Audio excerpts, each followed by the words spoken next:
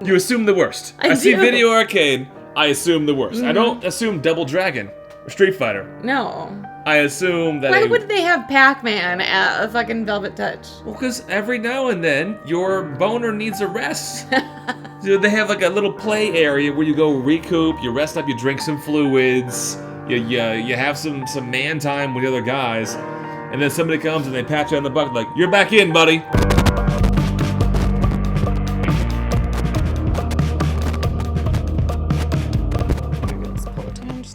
Ooh, hubba. Okay, there we go. I don't like what I'm seeing. Fear Juice, what's this thing called? Fear Boner? Welcome, I guess. Thank you.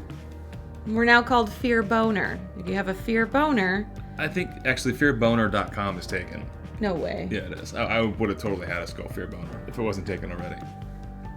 So that's gotta be some kind of like... Like one of those abstinence-based Christian groups. Fear the Boner. Like you see a boner, turn around and run. What do the guys do? They're like, no, and they just keep running. Well, they're like, oh, go down, I'm just in chemistry class. And the chicks are like, oh, pregnancy, you know. What if it's been 4 hours? Well, clearly, babe, there's all kinds of documentation online. You need to go to the hospital. Well, you could jerk off. I don't want to do that. We need to watch also, that again. Part of the Fear Boner Christian group. Yeah. No whacking it either. You just think about baseball until it goes down.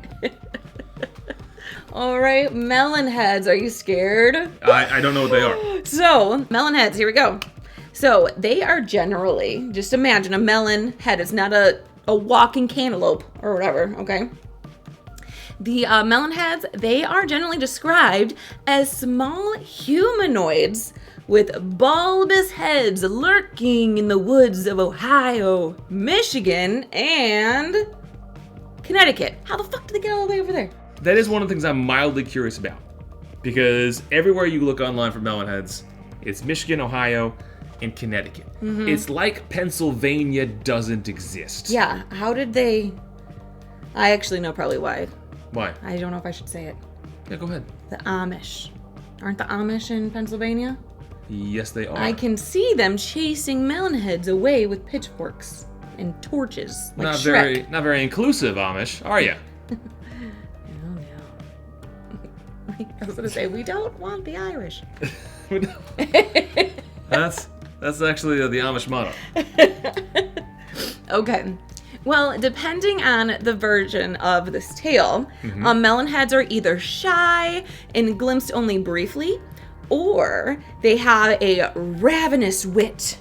Oh no, that's a rapist wit. Never mind. They are ravenous, vicious little monsters that will attack anyone who gets too near. All right, I get this straight. When I show up and I see a melon head, I'm gonna get one of two experiences. They're either going to scamper or they're going to attack. Is that what you're saying? That's true. It's either fight or flight in them. Many believe them to be quite aggressive creatures, said to come out at night and get into mischief. Ooh. It's also said that they survive by eating small animals, stray cats, no dogs, just stray cats. Easier to catch. And human flesh, but usually only the flesh of teenagers. So why the flesh of teenagers? Probably because they're more like greasy. You know? Well, it's also said that they're responsible for the mutilated bodies of animals that can be found in the deep backwoods. Another thing that is said about them is they are able to terrorize, even kill and eat people who wander into their territory. So they're like little territorial, like swans or something. Like swans. Yeah. And those that have disappeared into Melonhead country, they're sometimes said to have fallen victim to these creatures of the night. So we started talking about skittish and or bloodthirsty. Mm-hmm. The story has really gone bloodthirsty from that moment. Yeah, I mean, that's more fun, right? I don't care about the little squirrel that's running away. I want to see that squirrel that's capturing that nut. Well, that is scary. It is very scary. I'm very concerned with these ravenous little creatures that have bulbous heads. Are you full of fear? I have lots of fear, and I could use some fear juice. Mm-hmm. We gotta... What a transition. Cure your fear. Here we go. What do we got? So today, What we have in our cups is something that Kira has wanted for a very, very long time. Oh, yeah. We have not been able to find it in Michigan. The non-barrel proof strength version of this bottle was one of Kira's absolute favorites to start with. Did you just get something in your eye? No, my nose is just so badly on the outside of it. But if I scrape it too much, all my makeup, I've got like an inch of makeup on my face right now. Don't want to scrape it off. There'll be even more things scary about this podcast. The regular strength version of this bottle is one of Kira's very first favorites. We've wanted a barrel-proof version for many, many, many months, if not years. A good friend of ours, who we can't remember who they are, handed it to us in a brown paper bag in a park a couple of weeks ago. Yeah. And if you are watching this and you happen to have handed us Larceny Barrel Proof in the park, batch B522, please let us know. Yes, I feel like I remembered who it was, and then after a couple of sips of Mammoth Distilling, I was like, what? How did I get this bottle? Like, key number 1, okay, or tip number 1. If you have any bottles that you would love to give us, don't give them to me, because I won't remember anything. I'm loving this Larceny Barrel Proof B520. B522. B522. New for the year of 2022, the year of our Lord, the year that we are in. Yes. It's got this nice rickhouse smell. Like the wood. Nice cedar. Oh, it does. Wet. Spider-filled rickhouse. Not wet, but the rest of it, yes. Oh, it's nice. Very I like rick, very it. housing. Yes. That's really delicious.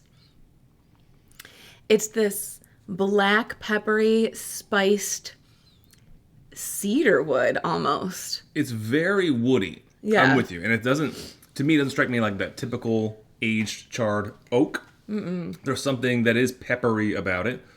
And I know it's got a high wheat mash bill. Oh, but it doesn't taste so... It doesn't really come across that way. That said, it doesn't come across spicy like a rye. It's delicious. It's very, very good. And it's not oaky like, what's the stuff that is like crazy oaky? Like as soon as you drink it, it's like, oh, this is a... Whiskey. Oh, that's right. It's got some cacao in there. Some deep, dark cacao, some pepper. Yeah, I could get on the 93% dark chocolate. It's like a bit o' honey. You know how they have like a... You know what? Fucking, what's it, sawdust in them all the time? Yeah, fucking sawdust. It's like proofed up honey. Yeah, but not honey, like a Nulu honey. No, not like a honey finished, but it is sort of like this burnt, toasty, proofed up honey. It's nice. I love this. Like, wow. Peppery as well. Just gonna pepper it up nicely. I think it has a mix of both white and black pepper because it's in an inclusive cup. It's for everyone. There is a lot of pepper on this. You're not wrong. And I like the white pepper note in this too. So B522, I think here in Michigan runs about $69. It is cask strength, or barrel proof as they like to call it, at 123.8 proof. At least that is what B522 is. Well, let's go back to our story here. I'm going to tell you more about these melon heads, okay? I'm ready. So I'm going to describe to you what they look like, is what people have said they look like. Sure, fair enough. So they look more or less human with a sickly pallor. Like, so they're grayish. Okay. And enormous, almost comically oversized craniums. The melon. The melon. The melon part. Got it. Yeah. They're often mentioned to possess sharp, shark-like teeth. Really? Yeah. I mean, but when I think of that, I think that their teeth are just rotting, you know? So they've only got like the long nerves. So I had a buddy in high school whose older brother did not brush his teeth, and he lived on McDonald's. And by the time that he was about 30, his teeth had actually worn away, and they did not turn sharp. They were super brown, but basically the top half of all of his teeth had eroded away. And when he would talk, the teeth looked extra short. And you could almost see like the gooey tooth center of each tooth when he talked. Now, eventually he had to get them all replaced. He did not get them replaced with gold fonts or with diamonds. He got them replaced with regular-looking teeth that apparently are indestructible because he still has them. But when they wore away, they didn't wear away to a sharp point. No. So shark-like teeth, if that's the situation here, that's not a lack of dental hygiene. That's something else entirely. Something. Okay. Huh. All right, then. Because, the bulbous head. Where'd the bulbous head come from? Like a lack of head hygiene? A lack of hair hygiene? No, there's something different about the situation here. Okay, so they're half shark. No. Oh. There's something different. Well, they do wander around the forest. That's weird, right? Like, who just walks around the forest? Bear Grylls. Bear Grylls? Who is that? The guy that survives in the forest all the time. Oh, but he can survive, in a desert as well. Well, I was just answering the question. You said who wanders around in the forest. There's a lot of people who do, actually. Just randomly? Well, for TV shows, alone, naked and afraid. So that's not random. That's for an actual purpose. Well, they still wander around in the forest. The Blair Witch Project. I don't think these melon heads are walking around to make money in the forest. Forget that I said randomly. You asked who wanders around the forest. I'm answering it with a multitude of people. Okay, David 2 now. You got 2 points. Yes, man, I'm doing well tonight. Oh my gosh, it's so annoying. So, melon heads apparently wander around the forest, surprising motorists, startling hikers, and sometimes downright terrifying people with their nightmarish visual persona.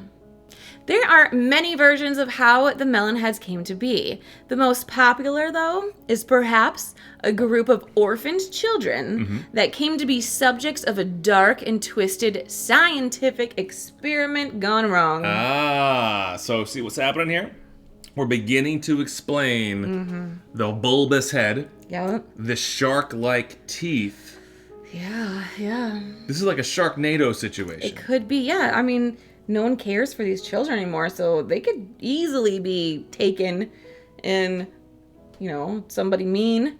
Well, the origins, right? The origins of it's probably a twisted scientific experiment gone wrong, right? Yeah. So someone was doing something to give them bulbous heads and to give them sharp teeth.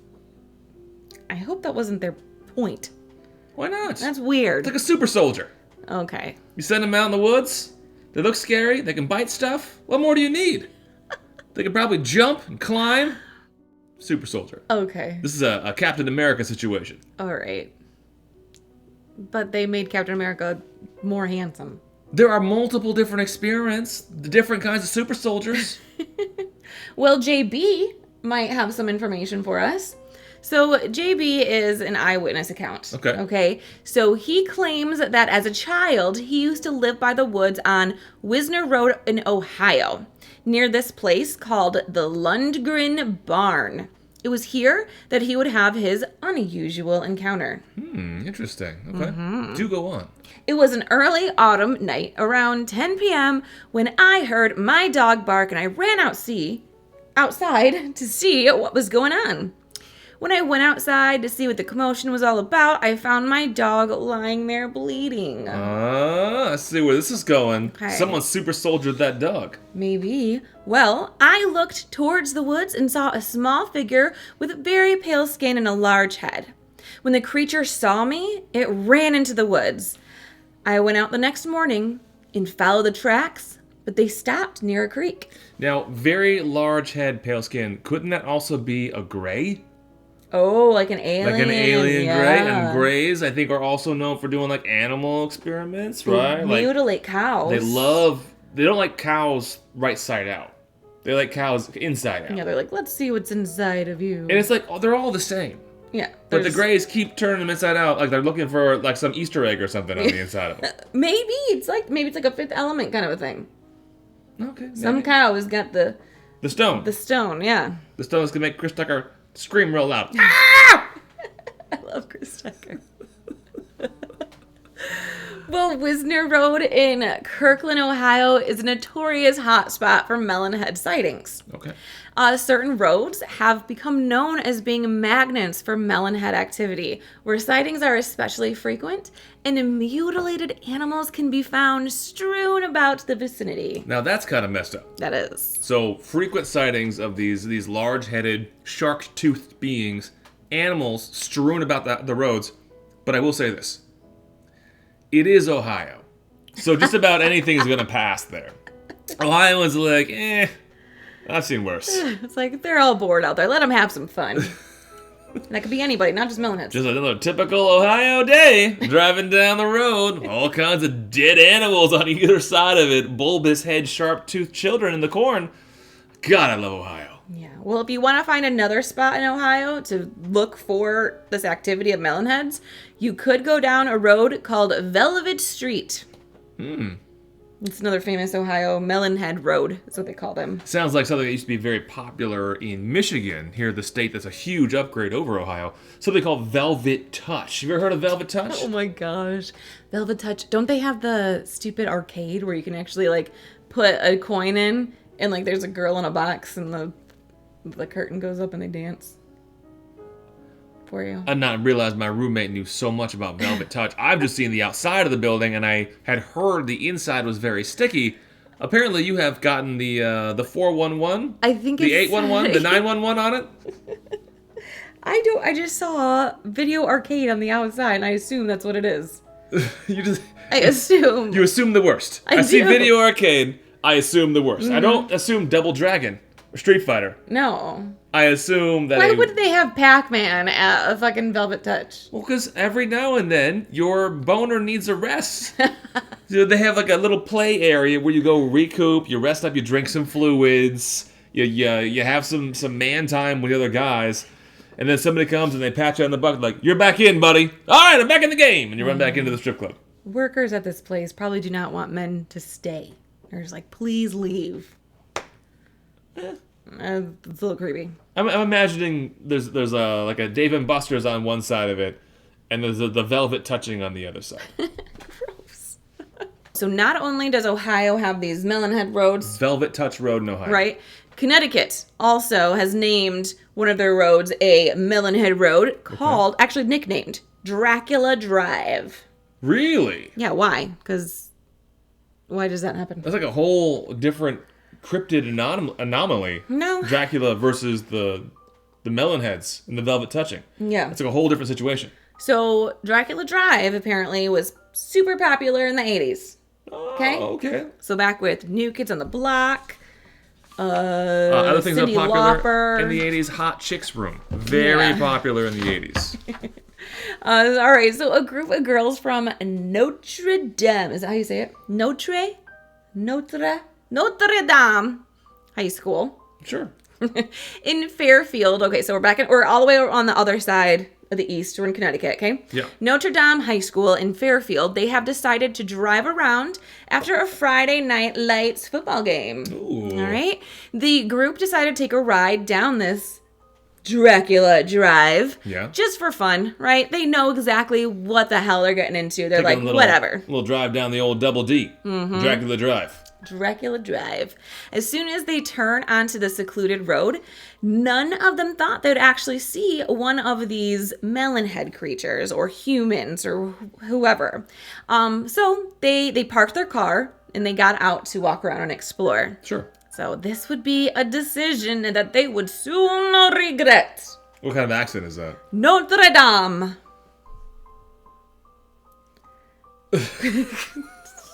I don't think it is, but do continue. As they walk down the road, giggling and laughing and trying to scare each other, you know, like... These girls sound hot. Yeah, they sound super hot. They, apparently, one of them heard the door to their car open. Because, you know, back in the 80s, it was the loud... They hadn't invented WD-40 yet. Yeah. All car doors, like... I'm imagining the really long doors, too. Oh, They're yeah. heavy. Yeah. Where the driver gets in, the middle row gets in, the back row gets in. Yeah. One door. Or the Oldsmobile, where it's the big bench in the front and they all have to scoot up if the driver's too short. Oh, yeah. Yeah. Oh, stupid design. Anyway, so they said the car door had opened. The car started up, and then the car actually started driving towards them. Really? They're on this Dracula Drive. The car is driving towards them. And this wasn't like a Knight Rider kit situation where they called the car and the car is coming to save them. It is the 80s. It's the 80s, but why would Kit want to open his own door? I mean, he's already in the car, right? He is the car. Fair enough. Kira, that's your first point of the night. Yay! David point 2, Kira 1. All right, so because the car is coming at them so quickly, they are forced to jump into the forest. Really? Okay. Maybe they're jumping over a ditch. You know, sometimes there's little ditches. I don't know. I'm just imagining. I mean, it's in Connecticut. I think they got just ditches. Yeah. Yeah, it's not like we're not talking like about godforsaken Ohio here. Right. Connecticut's civilized. They've got ditches. Well, once they jumped out of the way, they turned around to see this car, right? Like, what the heck? Like, Sure. Is it seriously ghost riding? What's going on? That's my car. Yeah. They saw the car thieves as the vehicle had passed, and they were described as child-sized humanoids dressed in ragged clothes with humongous heads and wide eyes that glowed orange. Wow. They saw all of that. I know that's... I can barely see anything when it goes by. I'm like, what was that? Like a fly? Like, I don't... And then if it is, I don't know how to describe it. Well, it reminds me a little bit of when you were driving your F-350 a few weeks ago, and a lady wanted to get in front of you in the expressway lane. It was like construction, we're going slow, and you start waving your arms out of frustration about her wanting to get in, and then start waving your arms for her to get in. Apparently, from her vantage point in a whole other car in a whole other lane, she could tell a lot. Mm-hmm. She could tell that you were an angry Latina, Yeah. waving your arms, mustache glazing in the sun. And you know what she said? She said, oh, hell no. She actually parked stationary in another lane until the very slow construction traffic allowed us to go by. And then she came into the lane that, as a white woman, she desperately needed to be in to go see her children. Well, so I think you can see a lot. It makes me so angry. When the sign says merge 2 miles ahead, merge over. Don't merge right when there's absolutely no friggin' road. Her fault, not mine. They warned you a while back there. Get in the fucking right lane. Oh, anyway. So, they saw these humanoids driving the car away, okay? And they actually could hear them laughing and giggling crazily like a mad scientist. Like, eeyow! As mad scientists are known to giggle. Yes. Yeah. Now, legend has it, this car is still roaming around with the Melon Heads in them, especially around Halloween.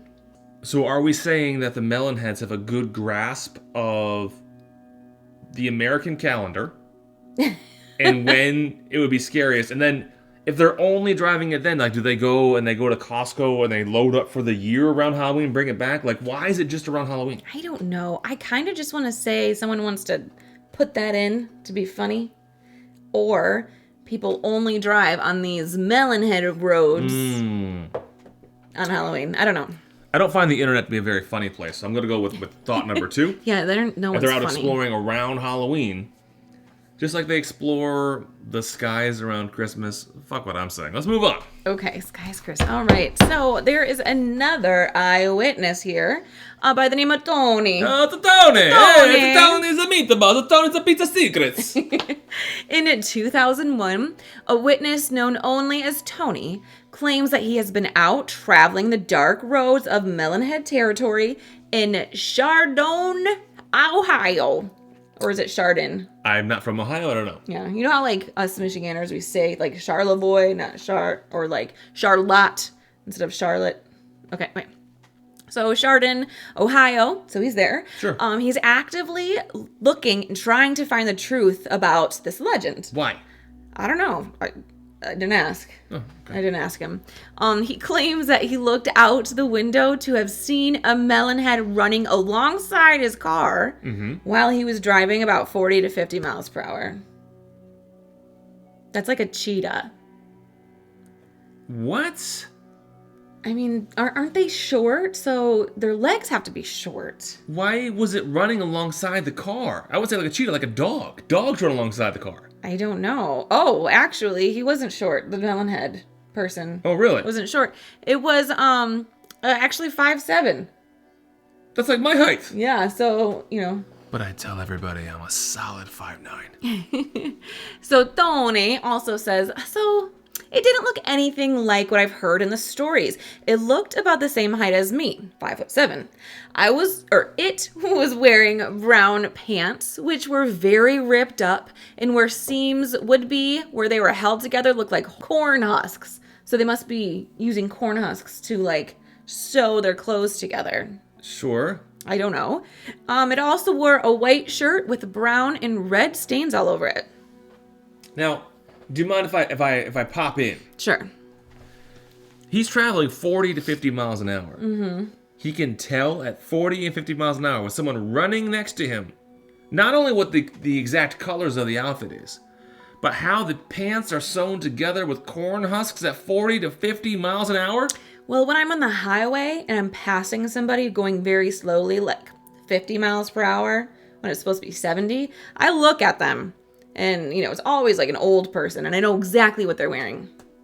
But this is a little man running like this. Yeah. So his legs are doing this. As his legs are doing this, you can say, like a blur. Yeah, look at those. Well, first of all, the man is running 40 to 50 miles an hour according to Down is a Pizza Secrets. Yeah, that is crazy. And if he is, then his legs are literally doing this. Yeah. This little, which is kind of funny to think about, this melon head and his legs are just going nuts. I'm imagining his upper body is completely motionless. And it's just his legs like a cartoon. But his legs are doing this, so how does he know so much detail about the jeans that are sewn together with corn husks? I don't know. I didn't ask. I think Tony's full of shit, man. Tony's full of shit. So, well, this little creature guy, what was he saying? Oh, he's saying that his head was a very light brown tint, and it had 2 holes in the sides of its head, so on the side, that he thinks that were ear holes. So just little holes instead of like an actual ear shape. Was this at night? Yeah. Its head was also swelled up. Its eyes were very big looking. And just as we turned a curve, it jumped into the woods. All right, I have some problems with the story. So here, traveling dark roads in Melon Head territory, right? In Chardonnay, Ohio. Here's the problem. It's dark. It's running beside him. Was the moon out? The moon is going to be that bright to get this much detail where his legs are... Well, in Here, our like truck, this. we have really good lights. But the side is the side of the vehicle. There's no spotlight on the side of the vehicle. Yeah, there are. On my mirrors, there are. So he's just running along the side of it. He's running underneath an F-350 truck mirror. And somehow, as the driver, he can look over and down at the corn husk pants he has on. This whole story doesn't make sense. First of all, a 5'7" man cannot run 40 to 50 miles an hour. The fastest NFL players run 23 to 24 miles an hour. Superhero with that guy like you were just talking about earlier. I'm going to go ahead and take a point for that. Super Soldier, David has 3 points. Kira has 1 point because we've just proven the Super Soldier situation. That was me bringing it back to your Super Soldier. You were just saying no, so I get the point. I am the originator of the Super Soldier situation. I'm going to give you half point. Oh, gosh. It wasn't your idea. You were simply doubling down on an idea I already have. Total score, David 3, Kira 1.5. Sound like the Facebook maker. I just took someone else's idea. You're more like Ray Kroc. That's a good one. You're welcome. Point you. Okay. Oh, all right. David 4, Kira 1.5.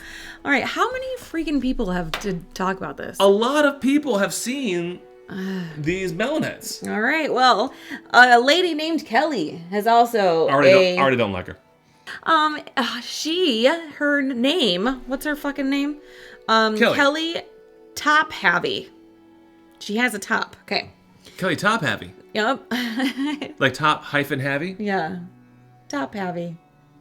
All right, so she claims that she had a run-in with the Melon Heads as she was poking around the abandoned Felt Mansion in Allegan County, Michigan. Oh, the Felt Mansion. All right, so while exploring the ruins of this old estate with some friends, she says that she happened to spy a man standing some distance away and that she soon realized there was something rather off about him. His head seemed to be larger than it should be, and he began walking towards them. So I'm already taking a little bit of a personal offense to this situation because as a Collins, we are known for having giant heads. You like when I go to huge head, yes, the ball cap store, they have to like special order my hats. I have like I'm like a size 9 in the general cranium area.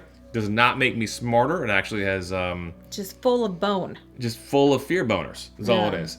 And so saying there's something off about him simply because he's got a slightly too large head, that hits a little close to home to me. I'm not a huge fan of that. Are you maybe a melon head? Because you got the big head, you're short. Do I have shark-like teeth? You have the short little legs, short hands. Have you seen me run? Or small hands. I run like Adam Devine. All right, so Kelly, not knowing who this man could be, my friend yelled, "Hello!" to try and be friendly. But all we got was a loud grunt, and the man continued to walk towards us, but now at a faster pace. Okay, so he doesn't like being greeted. No, he's like, "What did you just say?" And he gets mad. I don't know. At this point, we all started sprinting towards our car. We scrambled in and peeled out of the parking lot at full speed, not slowing down until we were several miles from the mansion. Now, though, could it be a squatter? Could be. Could be a squatter. I think someone's like, "Get out of my house." Well, I mean, here's the thing, though. If you're a squatter, do you come after someone, a couple of ladies, a couple of lady friends, saying hello to you from a distance? I think as a squatter, your main goal is to not get caught squatting. Oh yeah, you gotta leave or else they'll take you. Right. So this man begins to walk towards them. They say hello because they don't know what else to do because his head's so big. He speeds up his walking to a healthy pace. And they jump into the car and peel off. Mm-hmm. That is exactly what I just said. Good recap. Some of these eyewitness accounts sound a little off. Well, they're scared. What would you do? I wouldn't do any. I would not go into an abandoned building ever. Are you sure? Oh yeah. Do you know how many crackheads live in those things? No, thank you. Especially in Ohio. Well, that one was Michigan. Oh, well then it's probably crackhead free. Wait, is it near Detroit? I'm done talking about these stupid eyewitnesses. They're just annoying. They're Sure. like, "I peed my pants." All right. Literally, I have notes here. None of them said that. Oh, they don't. So let's talk about the legend, the lore, and maybe a couple of, theories on the Melon Heads. Yeah, sure. Okay. So one popular tale is that a group of teenagers who were traveling through prime Melon Head territory, so this is in Ohio, I think it's like Wycliffe, I don't know how you say it, but this was in the 60s, so 1964. They passed by one of these, they say bizarre creatures, I feel like that's mean, standing on the side of the road, and it was just staring at them. When they slowed the car down to get a better look at the creature just standing there, the creature, I guess, like scurried or scampered, you like that word, scampered off into the wilderness. And then the teenagers, being stupid freaking teenagers, decided to get out of their car with their bottle of Jack and give the guy a chase into the woods. They chased a scamperer? Mm-hmm. They made their way through the brush and trees until they came to a clearing which sat an old-fashioned house. There was an older couple just sitting leisurely on their porch with several of the Melon Heads milling about them in a surreal scene. Really? Mm-hmm. So there's an old couple at a house in the middle of the woods. Melon Heads are around. One of them playing croquet in the yard. Could be. One of them maybe picking up the dog poops in the yard. One of them maybe doing some gardening. Yeah, maybe crocheting on the porch. Maybe that old game of like wheelbarrow where one of them puts their hands on the ground and the other one picks up their legs. Yeah. And runs. And runs them around like a wheelbarrow. Yeah. Playing tag. That sounds like a lot of fun. Probably a slip and slide involved. Ouch. Melon Heads. Well, also ouch because their shark-like teeth are going to tear it up. And after a while, they're going to start like getting belly burns. And I'm imagining like this summer festive Melon Head kid party. I'm imagining them just sitting on the porch being bored. Like breathing heavily. Yeah. And staring at the teens as they walk up. Yeah. So one of the teens did ask the man who was in his little rocking chair on the porch what the F was going on. Wow, okay. The man told the teens that he had once been a nuclear scientist during World War II, and that the radiation he had constantly been exposed to had caused his children to be deformed with their bulbous heads.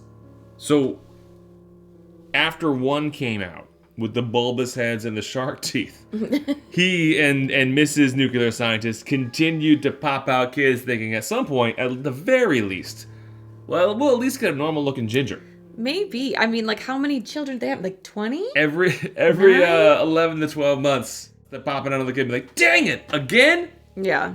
It's like, we can't get it right.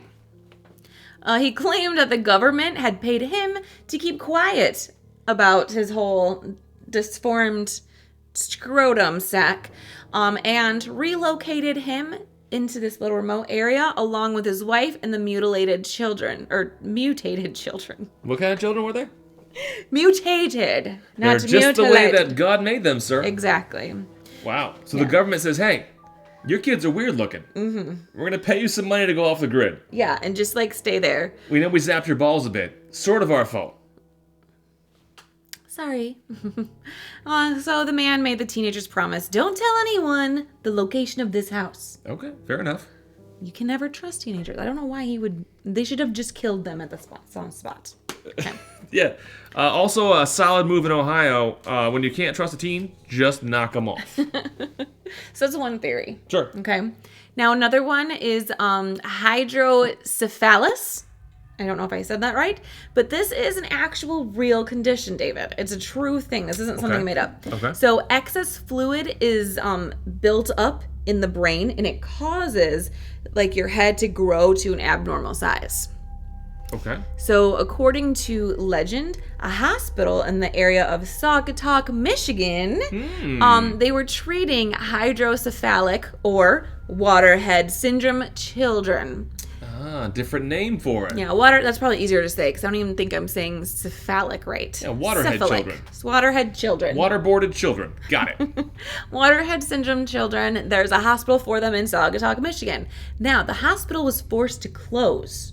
Really? Yeah, maybe there's no grant money anymore. Maybe the state was like, I don't even know what you're doing there. No money for you, right? So the hospital closes, but the children had nowhere to go. So no family came to pick them up, no nothing. They just closed their doors, let the children out, and then they all left to their own house. Like the doctors and nurses. Yeah. The staff went to their own homes, but left the children behind. Well, also, you can't really blame them for that. You don't just take random kids home. Well, the government should also have rehoused them or whatever. Well, like they did the like they did the Native Americans. Here's some smallpox blankets. There you go. I think the government's gotten a little bit more humane since the Native American incidents. Now it's like, look, I'm sure there was some old-timey good old boy there being like, smallpox blankets? Oh, gosh. And they were like, no, just let him run in the woods for free. Yeah. So another version of this hospital legend described physical and emotional abuse before these children were released into the forests. All right. So these stories say that the melon-headed children lived in an insane asylum near the Felt Mansion. Okay. So there was a doctor or scientist. He had these children and started conducting experiments on them, and the melon heads revolted. A doctor or scientist. Yeah, we're not sure. Two different jobs. Yeah. Yeah, no one knows what kind of degree this guy held. They hired him not knowing exactly what he was? Yeah. You are a plumber or an electrician. I don't know which. I don't know which, but you know what I would like some more of? My fear juice, Larceny Barrel Proof, everybody. Sponsored by Larceny. I would definitely not sponsored by Larceny, but I can't believe that they hire someone who literally could be one of two things. And not only that, but doctor or scientist. Or vet. That's a doctor. That's a type of doctor. Oh. So there's lots of types of doctors, lots of types of scientists. Mm-hmm. I just think that they should have done a little bit more background work, looked at his resume a little bit, maybe questioned him a little bit more in the interview process. You would think, but I think people just wanted to take these melon heads and get them out of their sight. Yeah, doctor, scientist, garbage man. You're hired. You're hired. What are you? Well, I'm a doctor or a scientist. Oh, you're hired. Oh. They were children with hydrocephalus, so the waterhead syndrome. Yep. Mm-hmm. But they were abused. And this was in Ottawa County and eventually released into the woods. But the Allegan County Historical Society says no such asylum ever existed.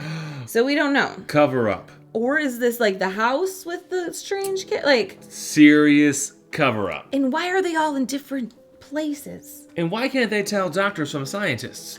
Now, when you read a sentence like the Allegan County Historical Society says no asylum ever existed, that sounds like a government cover-up. Yeah. Because clearly, it did. Clearly, it had to have, because I believe it. Just like the History Channel, if you can't prove that aliens weren't at the first Thanksgiving, then they were at the first Thanksgiving. Can't prove they weren't. And you can't prove that this asylum never existed. Well, let's stray away from Michigan and go to the east side of the country to Connecticut. So the Melon Heads in Connecticut, they apparently live on the outskirts of a town.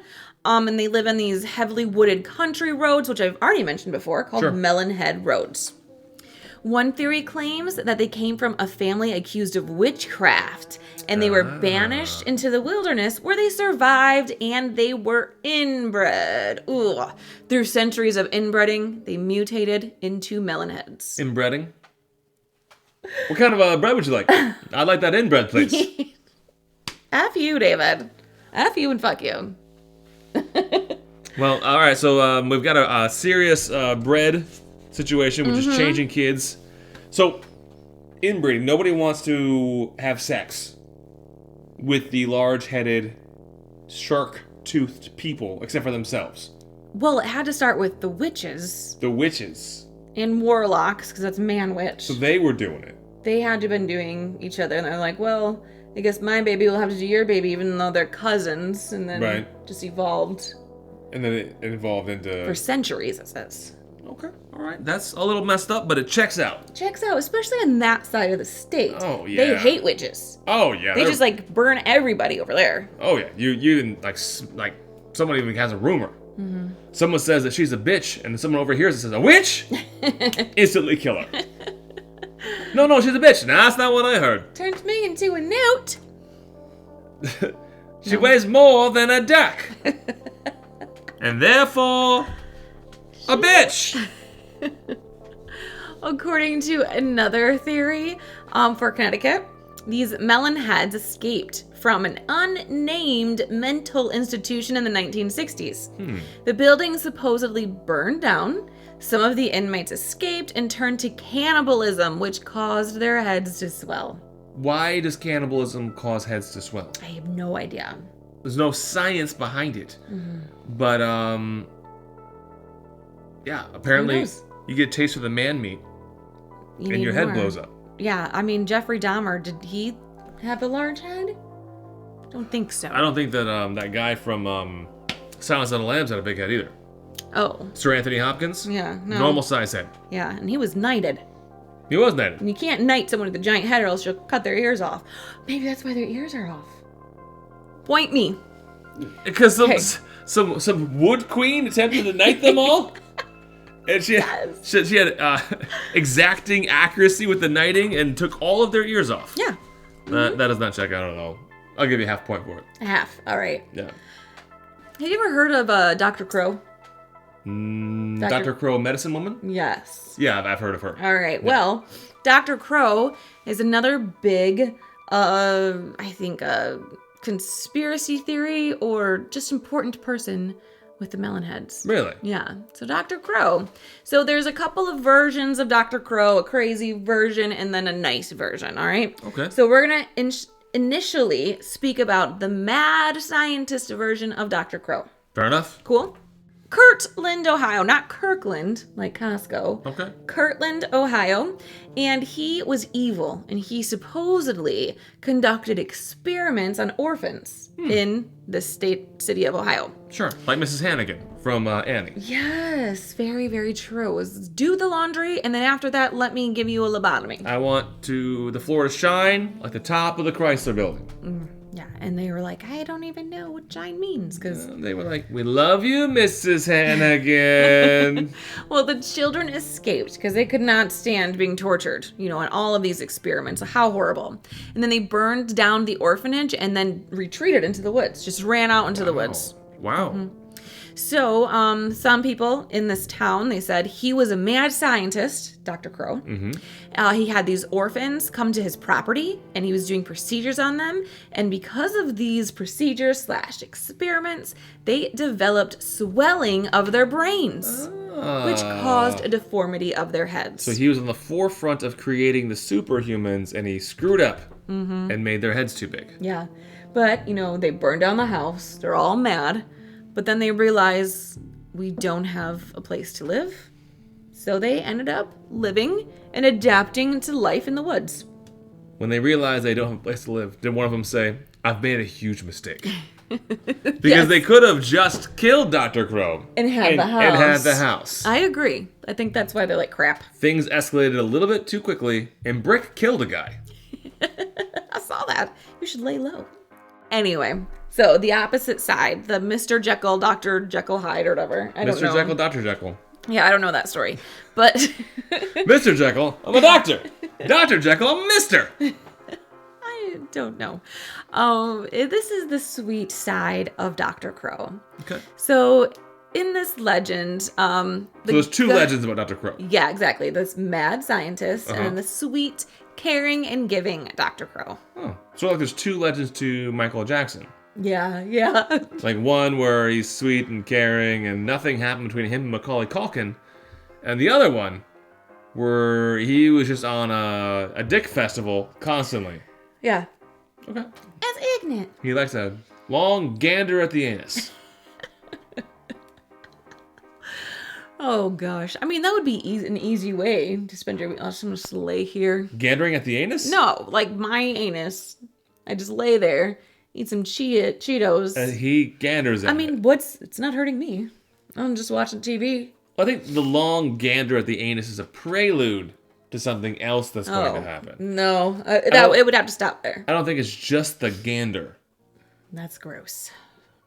Well, not to all of our gay viewers. That's normal for them. No, I meant for a child. Oh.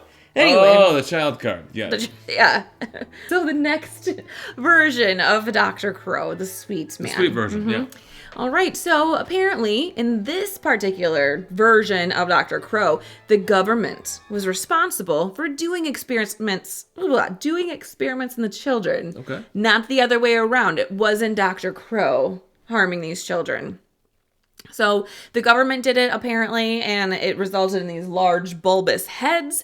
And then the kids were sent to Kirtland, and they were sent over to Dr. Crow for the caretaking of these children. So, whatever. Classic government move. Classic government. Do some experiments on the kids. Oh, screwed them up. We could admit it. But we'll just cover it up. Or have you heard of Kirtland, Ohio? We've got a good friend there. Doctor, scientist, Dr. Crow. I got a good friend named Bickus Dickus. I got a good friend named Bickus Dickus, Dr. Crow, also a scientist. Yeah. Lonely guy. Likes the company of orphans. Yeah. Not real big on appearances. Or maybe he owed them a favor. Rather accepting of bulbous heads. Yeah. I mean, have you seen his wife? We could send all these screwed up science experiments, all these super soldiers that didn't turn out, to Dr. Crow. Yeah, yep. So the government was doing experiments on these children. They had these giant heads because of them. Then they show up at Dr. Crow's house in the middle of the night, and then the Dr. Crow and his wife were like, yeah, come on, kids. Come on in here. Let's have a hot chocolate. In the middle of the night, sort of like the way the Baltimore Colts left Baltimore and went to Indianapolis in the middle of the night. Yeah, exactly. Yeah. Sort of like the way the Redcoats came to America in the middle of the night. Or the Utah Jazz. What are the Utah Jazz doing in the middle of the night? Well, they were from Louisiana and they moved to Utah. I didn't know. For polygamy reasons. Because the Mormons bought the team. Yes. It's friggin' Mormons. You know what's gonna make us even happier than we already are? A shitty basketball Buying a white basketball team. Let's get them up here. John Havlicek, John Stockton, John Wooden. Everyone's named John. Why is that? Yeah. Karl Malone, he sounds white. You know how I was just telling you earlier, like the mean Dr. Crow, they burned down the house, right? Yeah. So in this version of Sweet Dr. Crow just died of natural causes. But the house caught on fire as well, too, like after he died. So maybe the children were living there for, I don't know, maybe months, weeks, who knows, right? And then it caught fire. Because kids aren't good without parents around. They just make fires all the time. Sure. And then they have no house, so they are living in the woods. Oh, that's sad. That's like a Edward Scissorhands situation. Yeah.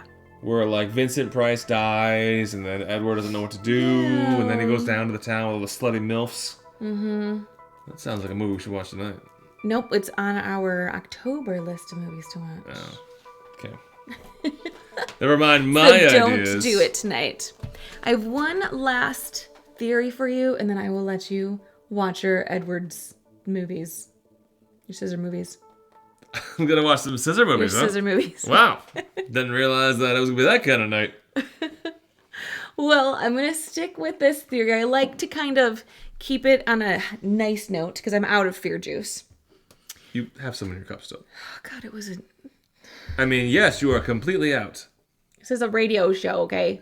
You have to tell... You think they made real radio? This is like a radio show? Oh, someone's knocking at the door. Come on in. Oh, hi, Jimmy. Hi, David. You're never fully dressed. Without a smile. All right, so everyone's so nice. Dr. Crow and Mrs. Crow. In this particular version, Mrs. Crow took care of the children like a freaking Queen Mary Poppins. I don't know. Like a mom. Like a mother. Like a mother. Yeah. That's correct. So they loved her so much, but unfortunately she passed away.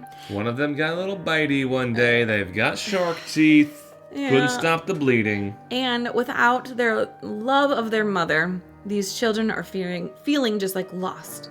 And their whole world comes crashing down, right?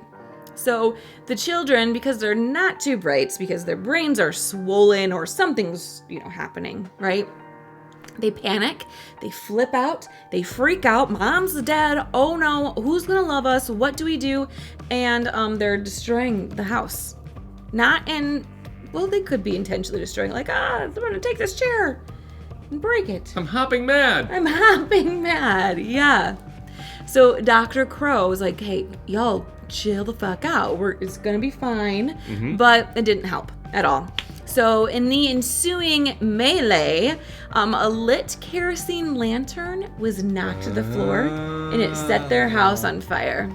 But it engulfed everything. The children and the crows together. So there was no one left to go into the woods. In this version of the story, the kids are gone? Yeah, everyone's gone. Wow. But you know how like urban legends kind of evolve? Like someone tells a rumor about somebody and then it just goes on and then people think they see things. You also know about like how creepy farm kids are in general. Farm kids, homeschooled kids.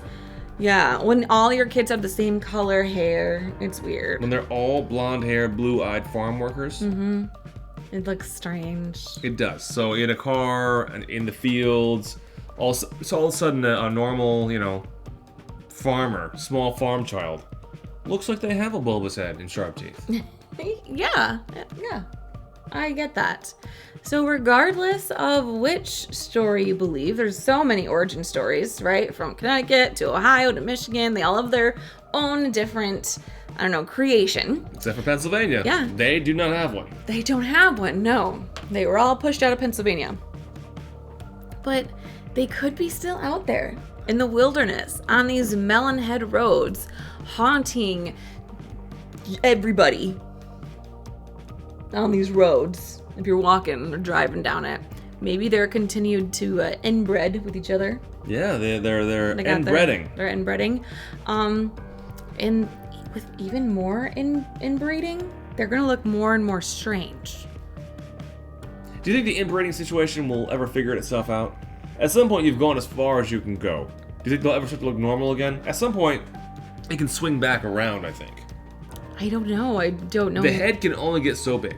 The teeth can only get so sharp. At some point, all the inbreeding, all the banging of cousins and neighbors and sisters should actually right itself out. Like, you ever have like a problem with your car and you're like, you know what? If I just keep driving it, it's gonna work itself out. I kind of feel like inbreeding's the same way. If you just keep doing it, eventually it's gonna work itself out. And people will begin to look normal and have regular immune systems. Maybe. I almost want to say it's like the monarchy, because that was a lot of inbreeding for many, many, many centuries and years, A lot of breeding, inbreeding. Did I say it again? Nope, you said inbreeding. Inbreeding. And then look at like the King Charles now. Have you seen his hands? No. They're fucking weird looking. I think because there's inbreds. He's inbred? I don't think so. because Prince Philip was not part of the family. But he kind of looks like it, though, doesn't he? It's kind of weird. Now on Kira standards, if you look funky, you're probably inbred. If you look old or have wrinkles or have any sort of blemish at all, you're probably inbred. Kira jumps right to that. Not that you're a human and that no one's perfect. Not that, perfect people actually have Photoshop done because no one's perfect. She simply says, oh, I see a flaw. I see a mole. You are inbred. Way to go, Kira. Well, on that note, I will finish my last drop of fear juice while I fear the attack and cancellation of the world.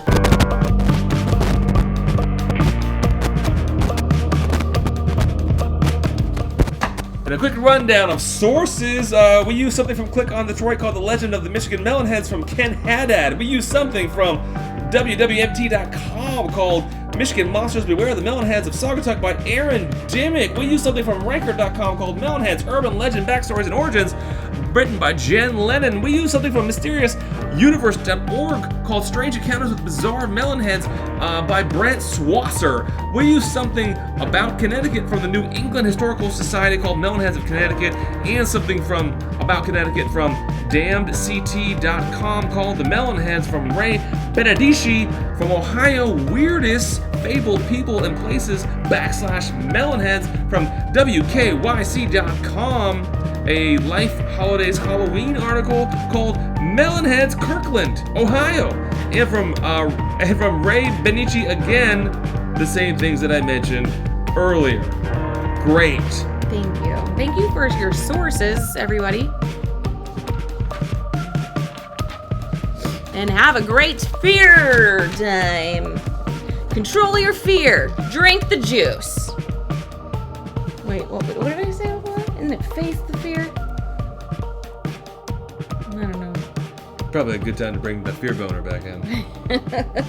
Grab that fear in the dick and drink your larceny.